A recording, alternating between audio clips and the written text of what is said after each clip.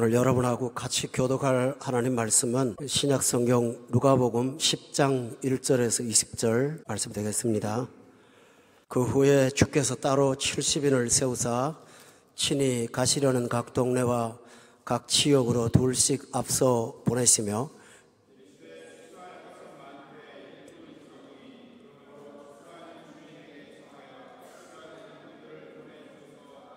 갈지어다 내가 너희를 보냄이 어린 양을 이리 가운데로 보냄과 같도다.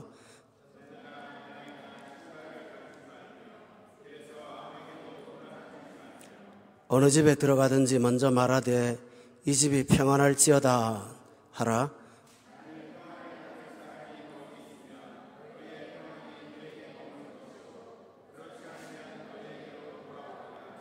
그 집에 유하며 주는 것을 먹고 마시라. 일꾼이 그 삭슬을 받는 것이 마땅하니라. 이 집에서 저 집으로 옮기지 말라.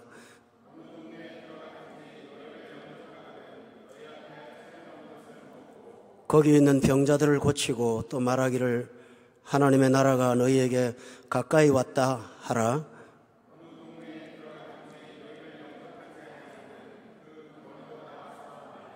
너희 동네에서 우리 밭에 묻은 먼지도 너희에게 떨어버리노라. 그러나 하나님의 나라가 가까이 온 줄을 알라 하라.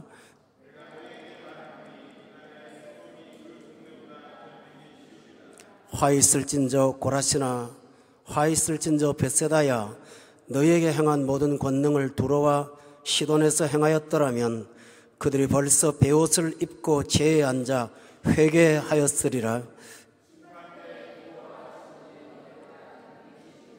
가버나움아 내가 하늘에까지 높아지겠느냐 음부에까지 낮아지리라.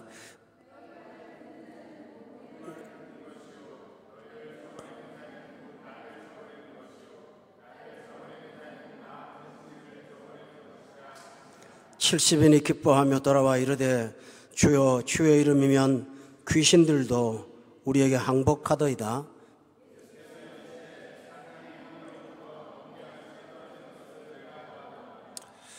내가 너희에게 뱀과 천가를 밟으며 원수의 모든 능력을 제어할 권능을 주었으니 너희를 해칠 자가 결코 없으리라.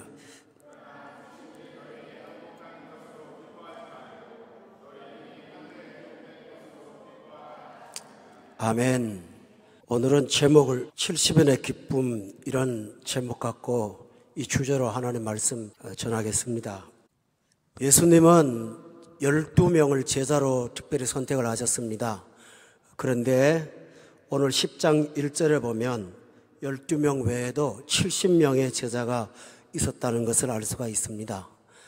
이 성경은 누가복음입니다. 누가는 누가와 사도행전 두 권을 썼는데 사도행전에 보면은 이 70명이 3,000명의 제자로 확장이 됩니다. 수학의 기하급수라는 용어가 있죠. 곱하기를 해서 숫자가 자꾸 커져가는 것입니다. 이와 같이 하나님의 나라는 점점 커져가는데 여기서 핵심은 제자를 12제자에 국한하지 않고 70명도 제자라고 하고 그 다음에 베드로의 설교를 듣고 회개한 3,000명도 제자라고 했다는 사실입니다. 그렇다면 오늘 여기 계신 여러분들은 바깥에서 사람들이 물을 때 우리는 기독교인입니다. 교회 다닙니다.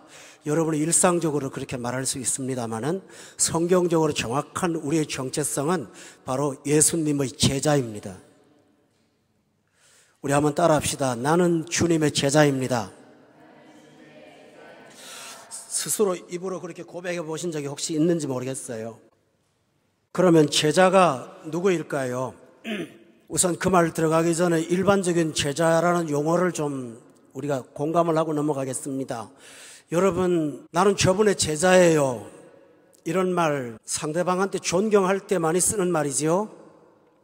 좋은 교수님 밑에 공부해도 저분을 스승이라고 말하거나 저분의 제자라고 말하는 경우는 특별한 경우에 해당이 됩니다.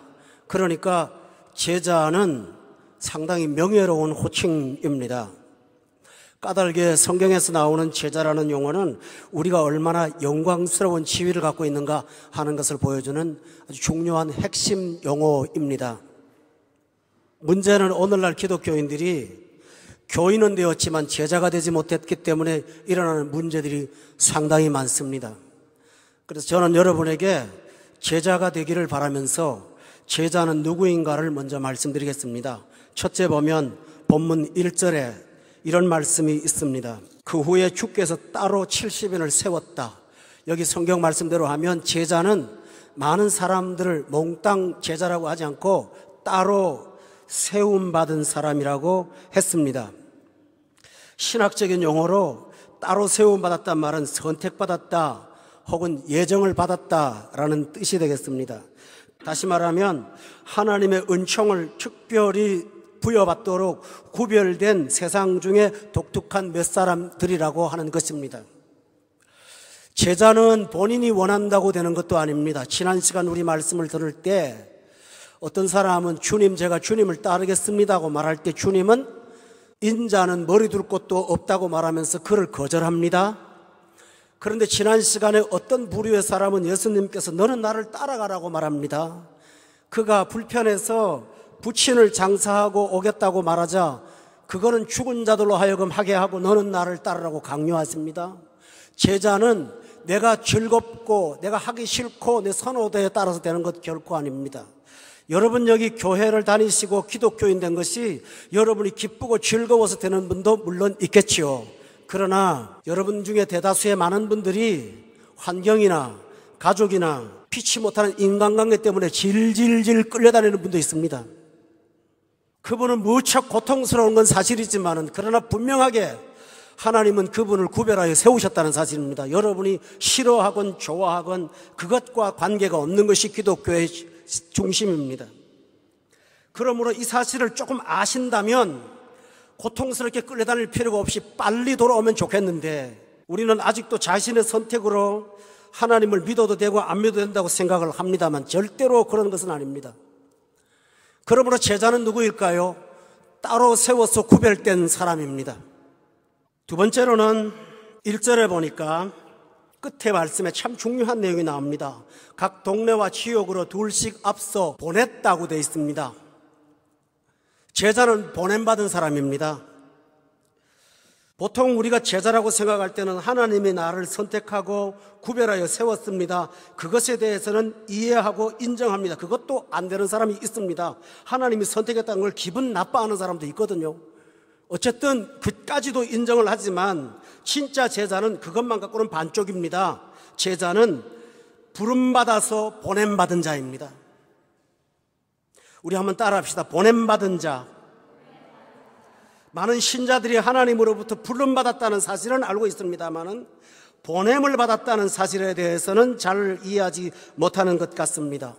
그러나 우리는 분명히 세상으로부터 부름받았고 세상으로부터 보냄을 받은 존재들입니다. 여러분 두바이에 직장 때문에 오신 거 알고 있습니다. 먹고 살려고 왔습니다. 직업이 있어서 왔습니다. 그러나 그 배후에 하나님의 보내심이 있다는 사실을 기억하십니까? 여러분 자유로우신 분도 있습니다만은 조직 속에 있다 보니까 오기 원치 않아도 올 수 있었습니다. 그러나 그것은 세상에 끌려다니는 것이 아니고 배후에 하나님께서 여러분을 어떠한 특정한 장소로 보내시는 것입니다. 내가 보냄받은 자라는 의식을 가지고 여기 살면 하나님께서 종료하실 때까지 우리의 자리는 바로 여기입니다. 그러나 보냄을 받았다는 의식이 없으니까 다른 나라에 가면 월급을 더블로 받는데 조금 더 빨리 나가서 사업을 하면 좀 더 돈을 벌었는데 평생 그 머리로 생각하다가 이 현실에서 살지 못하는 불행한 사람들이 많이 있습니다. 우리는 분명히 보냄받은 사람인 걸 믿으십니까? 제가 2000년도에 한국에 돌아가서 개척을 했습니다. 그런데 교회에 오시는 분들이 와서 이구동성으로 꼭 하는 말이 개척교회라서 돈이 많이 들 것 같은데 교회는 머릿수가 얼마 안 되고 말씀은 좋은데 목사님 우리 불편해요. 열이면 열 사람이 다 그 문제를 갖고 그래요. 좀 기분 나쁜 말을 좀 더럽고 치사한 생각이 들어서 그래 내가 월급 안 받고 목회를 좀 해보겠다고 생각하고 정확하게 8년 동안 노가다를 했습니다. 여기 저를 불러주신 2009년 8월 16일 날 저는 노가다의 현장에 있었습니다. 지붕 꼭대기에서 페인트를 칠하고 있었습니다. 저는 나가서 두려웠어요. 목사가 목사 일을 반쪽만 하고 먹고 사는 일을 하면 하나님이 축복하지 않을 거야 라고 생각했습니다.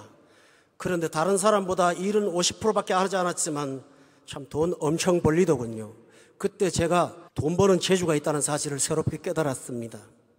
나중에 건강에 한계가 와서 손을 내려놓기는 했지만은 그러면 성도들이 올 줄 알았습니다. 그리고 내가 돈 벌어서 교회에다 갖다 주고 하니까 떳떳하잖아요. 그런데 성도들 속에 이상한 말들이 돌아다니기 시작했습니다. 그게 무슨 말이냐면 우리 교회가 너무 좋은 교회라고 소개를 하는 것입니다. 그런데 그 뒷말이 있습니다. 우리 교회는 돈이 안 드는 교회라는 거예요. 목사님이 돈을 잘 벌어서 헌금도 많이 하시기 때문에 우리 교회는 부담이 없으니까 오라는 거예요. 저는 대단히 심각한 실망을 하기 시작했습니다. 사람의 정신세계가 이거밖에 안 되는가? 그리고 나서 나 자신을 실컷 돌아봤습니다. 일반 생활하면서 돈도 들어오고 오히려 목회보다 훨씬 쉬웠습니다. 속속이는 사람도 없고 일 끝나면 돈만 받으면 그만이니까 목회보다 훨씬 정신적으로 편안했습니다. 설교 한번 하고 나면은 알아 누울 정도로 힘이 들었던 목회 생활보다는 뼈 빠진 노동 속에 집에 들어가도 이상하게 심령은 편안했습니다. 그러나 제 마음속에 성령이 부담을 줬습니다. 너는 직장에 보냄받은 사람이 아니라 하나님의 집에 보냄받은 사람이라는 사실이 자꾸 내 마음속에 들어오면서 주객이 전도되는 고통을 겪었습니다. 여기 와서도 마찬가지입니다. 저는 기술이 있으니까요. 어떤 성도가 돈이 없어가지고 집을 옮겼는데 너무 초라하게 사는 것 같아 너무 가슴 아파서 5명이서 일을 해가지고 이틀 동안 일할 걸 하루 만에 다 해치워서 깨끗하게 끝냈습니다. 속으로 은근히 뻐겼죠. 내가 손을 잡으면 이렇게 기가 막힌 집을 만들 수가 있어. 여러분도 경험하신 분이 아실 거예요. 여기 어린아이 하나 데리고 둘이서 일을 했거든요. 그런데 결과는 그것이 아니었습니다. 그걸로 성도를 잡는 것도 아니고 그걸로 영혼들이 나를 반가워하지도 않았습니다. 그때 제가 느낀 것은 뭐냐 하면 나는 하나님 앞에 하나님의 집으로 보냄받은 사람이야. 신실하게 목회해 보려고 정말 30년 동안 갖은 노력 다 해봤습니다. 노가다도 해보고 별짓 다 해보면서 좀 교인들한테 부담 안 줘가면서 좀 정직하게 목회해 보려고 정말 애를 써봤지만 알아주는 거는 바라지 않고요. 그럼에도 불구하고 세상이 못돼서가 아니라 하나님이 나를 보낸 자리가 있다는 사실을 저는 깨달았습니다. 제가 왜 위험을 무릅쓰고 제 이야기를 하는지 아십니까? 여러분이 더 똑똑하시고 여러분이 훌륭하셔서 여러분이 다른 데 가면 더 좋은 대우를 받고 사업도 잘할 수 있습니다. 저 압니다. 그럼에도 불구하고 하나님께서 줄로 재어준 구역이 있습니다. 그곳에 나를 보내십니다.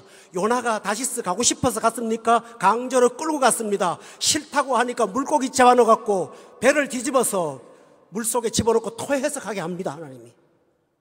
여러분이 보냄받은 자라는 의식이 없다면 여러분은 제자로서 살지만은 대단히 힘들고 불행한 신앙생활을 하게 됩니다.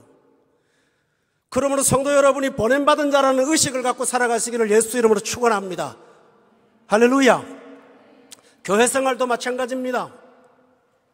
제가 서울에 있는 아주 좋은 교회에 집회를 갔습니다. 그때 제 앞에 강사는 이동원 목사님이고 뒤에는 숭실대 교수 김혜건 교수입니다. 그분들은 3일씩 배당하고 저는 무명 목회자라 이틀을 배당받았습니다. 그러나 회개의 영은 저를 통해서 나타났습니다. 설교를 마치고 한 400명 정도의 성도들이 집에 가지 않고 식당에 모여서 제가 기도하고 내려오기를 기다리면서 우레와 같이 손뼉을 쳐줬습니다. 그때 그 영동 땅을 지나가면서 분명히 나는 강남에서 통하는 목사인데 왜 초라한 조그만 교회에 목회를 하게 하시나 그런 생각을 얼핏 가졌습니다만 하나님은 사람마다 보내는 자리가 있다는 사실을 저는 깨달았습니다. 성도 여러분, 저의 연약하고 못된 모습들을 보여드리는 까닭은 우리 모두가 다 이런 부분들을 갖고 있다는 사실입니다. 나는 여기 있을 사람이 아니야. 나는 이 현실에 만족할 사람이 아니야. 나는 저기 미국에 가야 되고 나는 저 월가에 가는 되는 사람이고 나는 런던의 옥스포드에 가서 강의를 해야 될 사람인데 내가 왜 여기 있느냐고 생각합니다. 맞습니다. 여러분의 재능과 인격과 성품은 맞습니다만은 하나님은 여러분을 보냄받은 장소, 보낸 장소가 있다는 사실을 믿으십니까? 할렐루야. 어떤 분들은 두바이 땅에도 보니까 큰 교회도 있고 작은 교회도 있고 있잖아요. 하필이면 왜 이 조그만 교회 와가지고 자꾸 부담스럽게 만드는지 몰라요. 그러나 여러분, 그게 여러분 마음대로 안 되잖아요. 그렇죠? 책가방 들고 오늘 안아버리면 그만인데 이게 그렇게 안 되는 거예요. 제 말 틀리나요? 여기다가 뭐 금을 발라놨어요? 뭘 발라놨어요? 교회 다른 데 가자. 차만 돌리면 되는 거예요. 근데 마음이 안 돌아가요. 그 이상한 그 붙잡힘이 뭘까요? 인간관계요? 아니요. 끊을 사람은 끊더라고요. 그 배후에 하나님이 여러분을 어떤 특정한 곳에 보내신 그 보냄이 있다는 사실을 믿으십니까? 할렐루야. 그러므로 여러분은 보냄을 받습니다. 그런데 이 보냄이 부담이요 초라한 게 아닙니다. 본문 16절을 다 같이 보실 수 있기를 바랍니다. 하나님이 나를 보낼 때 너희 말을 듣는 자는 내 말을 듣는 거야. 너희를 저버리는 자는 나를 저버리는 거야 라고 말씀하셨어요. 우리가 하나님의 대사로 파송을 받은 존재라는 사실을 말하고 있어요. 이 보냄은 보통 보냄이 아닙니다. 대단한 보냄이죠. 저는 우리 교회를 개척부터 지금까지 사랑으로 교회를 이끌어가는 성도들을 많이 알고 있습니다. 자, 보세요. 그분들의 희생과 헌신이 아니었다면 이 아름다운 교회가 이만큼 설 수 없습니다. 그분들이라고 다른 교회를 못 갑니까? 그게 아니거든요. 이상하게 일을 하면 하나님이 그들을 쓰시는 걸 보면서 제가 16절을 깨닫는 거예요. 저들의 말은 내 말이요 저를 저버리는 사람은 나를 저버리는 것이라는 것입니다. 그러므로 성도 여러분, 하나님이 보낸다는 말은 하나님 대신 여러분을 파송하셨다는 사실을 믿으실 바랍니다. 이게 보냄이에요. 셋째로 제자는 누구입니까? 본문 2절을 보시기 바랍니다. 2절에 보면 이르시되 추수할 것은 많되 일꾼이 적으니 그럼 추수하는 주인을 청하여 추수할 일꾼을 보내주소서 하라고 했습니다. 여러분, 여기서 세 번째로 하나님의 제자는, 예수님의 제자는 우리 따라합시다. 추수할 일꾼. 간단하게 생각해 봅시다. 저는 한국에 있을 때 농사를 좀 지었어요. 교인들하고. 가난한 성도들이 부담이 될까봐 누가 한 1000평 정도를 무상으로 임대해 주길래 포도밭에 가서 한여름 땀을 흘리면서 같이 일을 했습니다. 일을 할 때 참 지루할 때가 있어요. 뭔지 압니까? 나무 싹도 나오지 않았는데 열심히 퇴비를 줘야 되고 가지를 잘라야 되고 또 봉지를 씌워야 되고 또 풀을 뽑아야 되고 또 약을 주고 아주 그런 일들을 계속 했습니다. 근데 제일 기분 좋을 때가 언제냐면요, 추수할 때입니다. 근데 오늘 성경의 제자를 심는 일꾼이라 그랬으면 참 부담되는 거예요. 가꾸는 일꾼이라 그러면 얼마나 힘들어요. 그러나 다 만들어진 거 추수할 일꾼이라고 해서 너무 감사해요. 여러분이 전도를 해보시고 사람을 만나보고 저도 목회를 해보지만요, 이런 게 있어요. 하나님께서 어떤 새로운 신자를 보내주세요, 목회자의 제 입장에. 근데 제가 만들어드릴 필요가 얼마만큼 준비되어 있고 추수될 만한 알곡이에요. 그럴 때 저는 하나님 앞에 감사하죠. 길러서 함께 일하라고 하는 것이 아니라 이미 주어진 준비된 자를 보내주셔서 동력하게 하니까 그게 얼마나 감사한 거예요. 우리가 전도를 하러 나가보면 어떤 사람은 마음속에 어떤 내면의 고통을 가지고 하나님을 몸부림치고 찾던 구도자였습니다. 그런데 여러분의 지나가던 듯한 복음의 전파 소리를 하나 듣고 덥석 여러분의 마음에 있는 복음을 받아들여서 그가 주께로 돌아옵니다. 그때 여러분이 느끼는 건 뭘까요? 내가 한 게 아니에요. 나는 추수하러 간 거예요. 그런데 이렇게 생각합니다. 목사님, 그런 사람은 천에 하나 있을까 말까 합니다 라고 말합니다. 김기동 집사님이라는 분이 그러대요. 그 고구마 전도법이라고 그래서 그분은 사람들의 마음을 젓가락으로 찔러본대요. 푹 들어가면 익었으니까 추수할 거, 그 다음에 튕겨져 나오면 아직 센 고구마, 조금 들어가다 나오면 이건 반고구마. 그래서 푹 들어가는 것만 찾는다고 그랬습니다. 그래서 우리도 푹 들어가는 사람 찾으면 가서 그냥 하면 얼마나 좋을까요? 어떤 분은 부평역에서 지나가는 사람한테 지금 몇 시에요? 그것만 물었더니 자기가 전도사인 줄 알고 교회 나가라고 하는 말이죠. 그러면서 교회 따라오더랍니다. 대단한 거죠. 우리는 왜 그런 사람이 없습니까? 아니요, 안 만나서 그렇지요. 있습니다. 안 만나서 그렇지요. 또 하나 있습니다. 만나도 복음 얘기 안 하고요. 본문 4절에 보세요. 길에 다니다가 문안만 하니까 안 되는 겁니다. 예수님은 길에서 문안하지 마라 그랬어요. 예수 믿는 사람 인사하지 말라 그게 아니라 복음을 하나도 안 전하고 문안만 하고 다니면서 아유 김씨 아저씨 누구 엄마 잘 있었어요. 늘 평생 365일 문안만 하니까 추수할 일꾼을 못 찾는 겁니다. 그러나 분명히 복음을 가지고 입만 뻥긋 열면 말씀을 듣고 주님 앞에 돌아올 사람들이 있습니다. 얼마나 있는지 아십니까? 본문 2절에 보세요. 추수할 것이 얼마나 된다고 했나요? 많다 그랬거든요. 우리 따라합시다. 추수할 것은 많다. 뭐가 부족합니까? 추수할 것이 없는 것이 아니라 추수꾼이 없는 것입니다. 여러분은 추수꾼이 되기를 원치 않고 인사하는 사람으로 살기를 원합니다. 문안만 하니까 안 되는 거예요.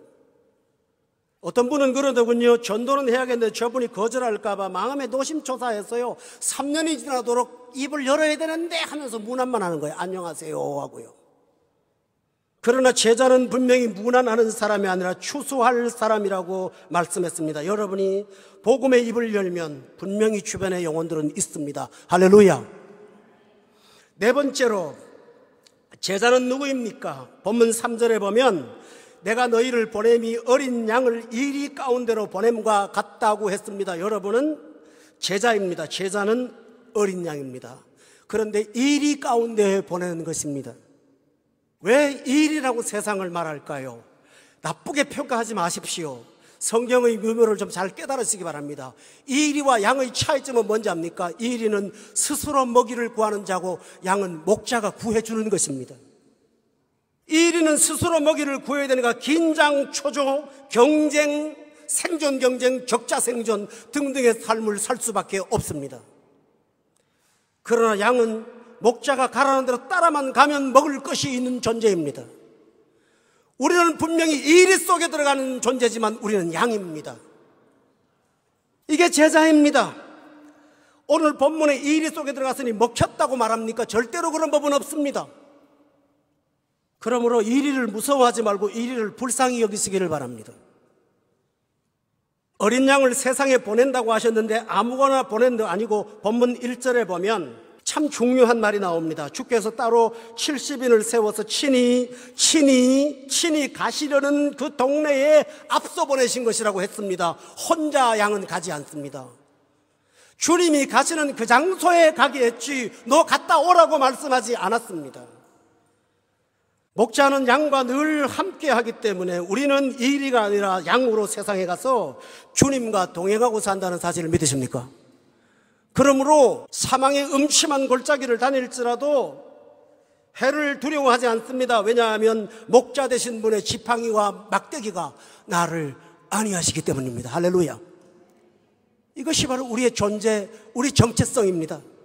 그런데 예수 믿는 사람이 구원의 하나님을 만나고 나서도 밖에 나가서 이리로 사는 경우가 있습니다. 양은 목자를 철저히 신뢰하니까 양으로 산다는 것은 주님을 신뢰하고 사는 것을 말하는데 이리로 사는 것은 뭡니까? 내 머리로 살고 내 수단으로 살고 내 방법으로 살고 내가 쥐어짜서 사는 것을 말합니다. 그러니까 이리가 되는 거예요. 눈빛을 보세요. 마음을 보세요. 어떻게 하면 저 사람한테 손해를 안 보나? 어떻게 하면 내가 이득을 얻을까? 다윈이 말한 적자 생존의 논리 속에 살아가는 것이 이리의 모습입니다. 여러분은 이리로 부름받지 않았어요. 여러분은 투쟁하지 않아도 먹고 살도록 하나님께서 양으로 부르셨다는 사실을 기억하시기 바랍니다. 우린 양입니다. 다섯 번째로 제자는 환대와 거부를 동시에 받는 사람입니다. 여러분이 잘 들어보세요. 8절에 보면 8절 말씀에 어느 동네에 들어가든지 너희를 영접하는 사람이 있습니다. 10절에 보면 어느 동네에 들어가든지 너희를 영접하지 않는 사람이 있습니다.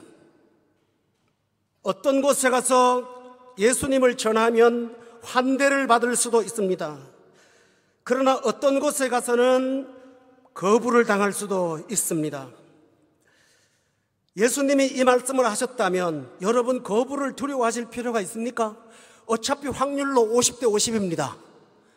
거부하기가 무서워서 복음을 전파하지 못하고 문안만 하다가 끝나시겠습니까? 여러분이 신도 아닌데 예수님도 거부를 당했는데 여러분은 거부를 안 당하고 살기로 작정하셨습니까? 그건 아닙니다. 그러므로 제자는 환대와 거부를 동시에 받는 사람입니다. 저도 철이 없어서 아까 말씀드렸지만 목회하면서 노가다를 하면서 참 사람들이 귀하게 보고 그러다가 겨울에 빙판에 넘어져갖고 팔을 다쳐갖고 기부스를 하고 오니까 교인들이 울어요. 그것만 있는 건 아니에요. 어떤 분은 교회를 안 나와요. 그래서 왜 안 나오니까 창피해서 못 나오겠대요. 목사가 노가다 하는 교회에 세상 말로 창피해가지고 어떻게 다니겠냐는 거예요. 이래도 환대 저래도 거부 다 있어요. 잘한다고 되는 게 아니에요. 제가 이 설교 해갖고 어떤 분은 우리 목사님 훌륭하다 그런 일도 했나 그러지만 아이고 저런 목사가 어떻게 목회하나 또 그런 데도 있다고요. 여기가 다 있어요. 없는 게 아니야. 그러니 우리는 환대만 받으려고 착각하지 마세요. 여러분 환대를 우상시키지 마세요. 우리는 환대도 받고 거절도 받는다는 사실을 꼭 기억하길 바랍니다. 그러나 여기에 거절받는 것과 환대받는 것에 놀라운 사실이 또 하나 있습니다. 그것은 뭐냐 하면 환대를 받는데 거절받는 것 이상의 보상을 하나님이 허락하십니다. 오늘 본문에 보세요. 환대받는 사람한테는 하나님께서 그 제자의 필요를 채우십니다. 본문 7절에 한번 다 같이 한번 보세요. 7절에 한번 읽어볼까요? 7절 말씀 시작. 주는 것을 먹고 마시라. 일꾼이 그 삭슬 받는 것이 마땅하니라. 이 집에서 저 집으로 옮기지 마라 그랬습니다. 여러분 어떤 집에는 주기도 하고 삭도 주고 그런다는 거예요. 그러므로 제자가 걸어가는 길 앞에는 거부는 있지만은 필요는 제공된다는 사실을 기억하셔야 됩니다. 하나님은 이렇게 하십니다. 여러분이 제자로 살면 하나님의 은혜를 삶 속에서 늘 경험하게 될 것을 저는 믿습니다. 확신합니다. 여러분이 보냄받은 사람으로 제자로 이 땅에 살면 하나님은 여러분의 필요를 채우시는데 본문 7절에 보세요. 일꾼이 그 삭슬을 받는 것이 마땅하다고 하시므로 우리의 삶을 하나님은 반드시 채워준다고 말씀하셨습니다. 좀 영적으로 약은 사람이라면 하나님의 마음에 드는 것을 좋아할 것입니다. 왜냐하면 그렇게 하면 우리의 삶은 영혼이 잘 되면 범사가 따라오잖아요. 그 삶을 여러분이 누리게 될 것입니다. 오늘 이 말씀 통해서 여러분의 마음에 찔림이 있다면 보냄받은 자의 의식을 갖고 여기서 살아가시기를 주의 이름으로 축원합니다. 그러나 제자에게는 위험 요소도 있습니다. 어떤 부분이냐 하면요, 우리가 영적으로 제자이면서 가장 낙심이 될 때가 언제냐 하면요, 예수님께서 이런 말씀을 하셨습니다. 본문 13절에 볼까요? 화 있을진저 고라시나 화 있을진저 벳세다야, 너희에게 행한 모든 권능을 두로와 시돈에서 행하였다면 그들이 벌써 베옷을 입고 제에 앉아 회개하였으리라. 15절에 보면 가버나움아 내가 하늘에까지 높아지겠느냐 음부에까지 낮아지리라 하고 하나님께서 탄식을 하십니다. 여러분 저를 주목해 보세요. 여기 보면 벳세다, 벳세다는 갈릴리의 다른 말입니다. 가버나움, 예수님께서 3년 동안 병 제일 많이 고치고 오병이어 기적 일으키고 죽은 사람 살리고 온 동네를 화목하게 가장 권능을 많이 베풀었던 가버나움, 벳세다. 그런데 예수님이 한 번도 가지도 않았던 두로와 시돈 저 북쪽 그 동네 사람보다도 오히려 주를 믿지 않고 완악하게 되었다는 것입니다. 왜 제자들의 말을 하면서 이 말을 할까요? 예수님께서. 여러분 우리가 가장 낙담할 때가 뭔지 압니까? 길거리 지나가다가 만나서 사람한테 전도하면 쉽게 예수님 믿고 돌아오는데 내 집의 식구는 수십 년이 돼도 안 돼요. 얼마나 노력하는지 몰라요. 길거리에 그 영혼 위해서는 기도도 해본 적 없는데 전도가 돼요. 근데 내 가족을 위해서는 눈물로 사는 세월이 얼마나 긴지 몰라요. 그런데 가버나움처럼 돌아오지 않아요. 벳세다처럼 돌아오지 않아요. 가장 많이 베풀었던 그들이 역사하지 않아요. 그럴 때 여러분 굉장히 낙담합니다. 맞습니까? 그래서 마음에 실망감을 가질 때가 얼마나 많은지 모릅니다. 연약한 종의 말을 이해하고 들으세요. 제가 처음에 여기 와서 병이 나갖고 병원에 갔어요. 돈도 하나도 없고 도착해서 병원비도 없는 그런 상황에 도착을 했어요. 저를 알고 있는 사람들이 좀 있었거든요. 그분들이 제가 병원에 입원했다는 소리를 듣고 와가지고 봉투를 조금씩 주고 갔어요.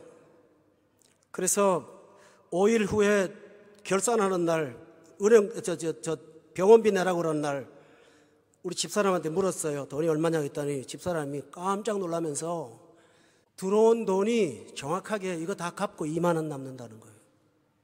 난 그때 하나님이 무서웠어요. 근데 사탄이 내 마음속에 뭐라 하는지 압니까? 왜 내 교회는 아무도 하지 않는데? 왜 내가 엉뚱한 사람들 받아 먹어야 되지? 이런 마음이 들어봐요, 사람의 마음이. 여러분 안 했다고 야단치는 게 아니에요. 이해가 되시죠?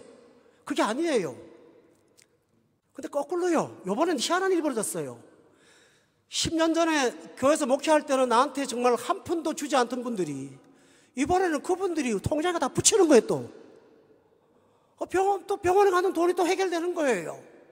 이걸 보면서 내가 벳세다가 회개 안 하고 가버나움이 회개 안 하고 내가 그렇게 노력한 그들에게서 얻은 것이 없지만은 하나님이 엉뚱한 데 준다는 사실을 듣고 위로를 받았어요. 여러분도 그럴 수 있습니다. 부모를 위해서 축원하고 전도하는데 그 집 식구들은 말 안 들어요. 길거리 지나가는 학부모한테는 대화를 몇 마디 했는데 예수 믿고 돌아와서 변화돼서 이 자리에 앉아 있어요. 그러나 내 가족을 위해서는 참 쓸게 다 빼주고 그렇게 노력하고 애를 썼는데도 조금도 안 바뀌어요. 가버나움한 벳세다는 움직이지 않는 거예요. 그럴 때 제자들은 낙담할 수가 있어요. 영적 침체에 빠질 수가 있어요. 그러나 성도 여러분, 그것은 하나님이 하시는 일입니다. 벳세다와 가버나움이 회개하지 못했지만은 그들이 나중에 올지 우리는 판단할 수 없습니다. 그러므로 제자는 수고한 것의 결과에 연연하지 마시길 바랍니다. 수고해도 거절하는 사람이 있고 수고해도 반대하는 사람이 있고요, 대충 해도 뜨겁게 돌아오는 사람이 있으니 하나님의 주권에 속한 것을 믿으시고 열심히 수고한 다음에 결과를 주께 맡겨버리고 자유하시는 여러분 되기를 주의 이름으로 축원합니다. 이것이 제자의 삶입니다. 저 따라합시다. 나 자유 얻었네. 자유를 얻었네. 할렐루야. 저도 이렇게 설교를 하면 사람들이 돌아오고 은혜를 받지 않습니까? 근데 우리 처남한테 전도를 하면 도대체 속이에 경일긴지 하늘에다가 대고 허공에다 말하는 건지 참 얼마나 내가 잘하는지 몰라요. 근데 안 돼요.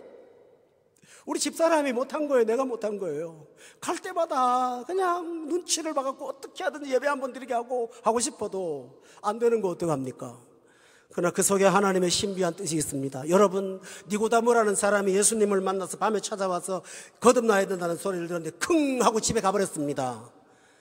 그런데 어느 날 예수님이 곤욕을 당할 때 니고데모가 공회 앞에서 예수님을 변호합니다. 예수님이 십자가에 달려 돌아가셨을 때 니고데모가 공개적으로 예수님의 시신을 거두겠다고 찾아왔습니다. 여러분, 오늘 당장 결과 없다고 낙담하지 말기를 바랍니다. 제자의 길은 우리에게 있는 것이 아니라 하나님께서 하나님의 때에 맞추어서 우리의 수고를 반드시 거두어 줄 줄로 믿으시기를 바랍니다. 저는 마지막으로 제자는 능력 있는 사람이라는 것을 말씀드리고 마치겠습니다. 본문 5절에 보면 예수님께서 우리 제자에게 꼭 할 일이 하나 있다고 그랬어요. 따라 해봅시다. 5절 말씀 다 읽어볼까요? 시작.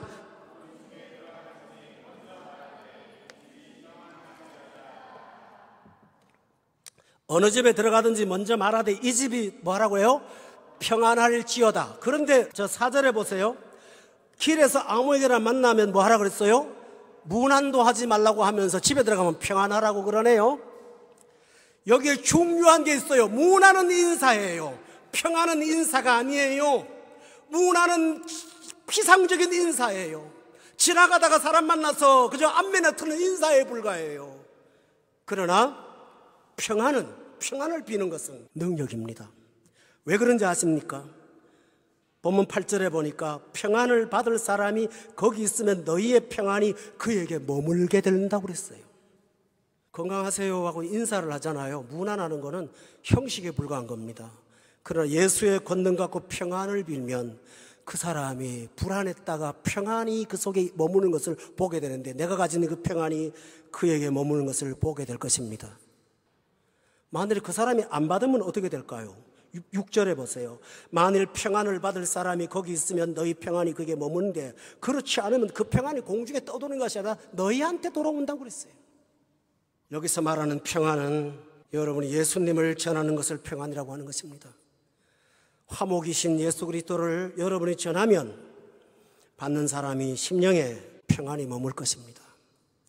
그리고 만약에 그가 받지 않으면 우리가 평안하게 될 것입니다. 왠지 압니까? 복음을 전하고 나면 가슴이 뜨거워지면서 우리의 심령이 달라집니다. 그러므로 여러분은 문안을 하지 마시고 평안을 하시면 평안이 능력이 있습니다. 나는 평안을 빌었어요. 한번 여러분 솔직하게 말해봅시다. 예수 없이 사는 삶이 평안합니까? 행복하십니까? 안정되어 있고 미래가 보장되어 있습니까? 저 서울 시내 근방에 가면 비닐하우스가 많이 있습니다. 그렇죠? 그 비닐하우스 안에 들어가면 선인장을 키우는데 빨간 것도 키우고 파란 것도 키우고 키도 크고 작고 뭐 그 별게 다 있습니다. 어떤 데 가면 파프리카가 커서 막 잘 자라고 잘 있습니다. 바람이 불고 비가 오고 눈이 와도 비닐하우스 속은 안전합니다. 그러나 집채를 흔들 만한 태풍이 불어오기 시작하면 비닐하우스가 벗겨집니다. 벗겨지면 그 비닐하우스의 가림을 가지고 안전을 추구했던 많은 식물들은 한꺼번에 키가 작든 예쁘든 잘생겼든 못생겼든 한꺼번에 다 죽어버립니다. 오늘날 세계의 위기는 국제적인 위기가 아닙니다. 미국발 위기는 금융위기로 전 세계를 강타합니다. 내 집 안방에 들어옵니다. 여러분이 갖고 있는 계좌가 쪼그라들기 시작합니다. 부동산 위기는 여러분이 갖고 있는 재산이 재평가되면서 감가상각이 되기 시작합니다.